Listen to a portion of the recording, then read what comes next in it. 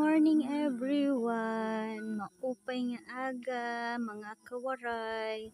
So, andito na naman kami ng aking partner sa bukid kung saan kami ay magdadamo or maggagapas ng damo dito sa aming palayan.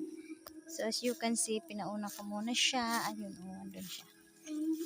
Tapos, meron kaming pa-music para hindi naman gaanong boring kasi nga masyadong tahimik.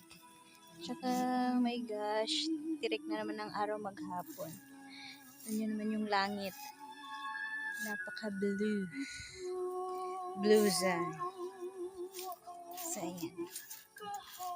Diba? Magsasubmit kita, dang! Para meron tayong maani soon.